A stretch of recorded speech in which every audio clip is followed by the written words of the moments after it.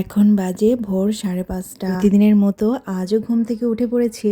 আজকে ও খুব ভোরবেলায় অফিস চলে যাবে, তাই খুব দ্রুত নাস্তাগুলো রেডি করে ফেললাম। সব খাবারগুলো একসাথে গুছিয়ে দিচ্ছি। আমার হাজবেন্ডের জন্য রান্না করেছি খুদের ভাত, বেগুন ভাজা, ডিম ভাজি। আমার জন্য রেডি করেছি পরোটা, ডিম পোচ, আর কালকের ডাল ছিল ওটাই টেবিলে দিয়ে দিয়েছি।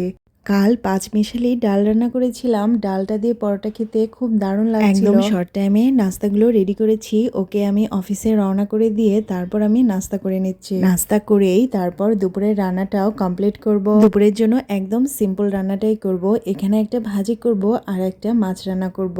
এখানে কয়েকটা আলু কুচি করে নিয়েছি, 2টা বেগুন কুচি করে একসঙ্গে ভাজি করলে বেশ মজা লাগে। সবজিটা ভালো করে ধুয়ে কড়াইতে তেল গরম হয়ে আসলে ভাজির সবজিগুলো দিয়ে দিলাম।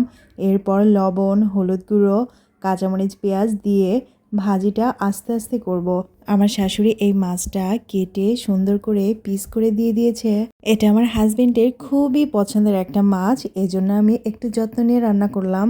এটা ছিল নদীর মাছ, আর নদীর মাছ সবসময়ই নরম হয়, বেশিক্ষণ কষাতে হয় না। মাছটা আমি হালকা কষিয়ে তারপর সবজিটা কষিয়ে নিলাম। মাছটা আমি কষিয়ে আগে তুলে রেখেছিলাম, এখন মাছটা আবারও কড়াইতে দিয়ে সামান্য পানি দিয়ে দিলাম। মাঝে মাঝে নদীর মাছ পাতলা ঝোল করে খেলে খুবই ভালো লাগে। আমার হাজবেন্ড এখনো বাসায় আসেনি, এজন্য আমাকে একাই লাঞ্চ করতে হচ্ছে। প্রায় দিনই দুপুরের খাবারটা আমাকে একাই খেতে বসতে হয়। খাওয়া দাওয়া করে পুরো বিকেলটা রেস্টেই ছিলাম। আমি প্রায় সময় সন্ধ্যাবেলায় এই নাস্তাটা বানাই। একটু খেসারির ডাল বাটা নিয়েছি, এতে পেঁয়াজ কুচি, কাঁচামরিচ কুচি, হলুদ গুঁড়ো, মরিচ গুঁড়ো, ধনিয়া গুঁড়ো, পরিমাণ মতো লবণ, কালো জিরে, সামান্য একটু চালের গুঁড়ি, আদা রসুন বাটা অল্প করে দিয়ে এটা খুব ভালো করে মেখে নিব। পেঁয়াজুর মধ্যে চালের গুঁড়িটা দিলে পেঁয়াজুটা খুবই মুচমুচে হয়, এজন্য আমি চালের গুঁড়িটাই ইউজ করি। প্রায় প্রতিদিনে আমাকে সন্ধ্যাবেলায় কিছু না কিছু নাস্তা রেডি করতেই হয়। তো আমার পেঁয়াজু রেডি, শশা কুচি দিয়ে দিয়েছি।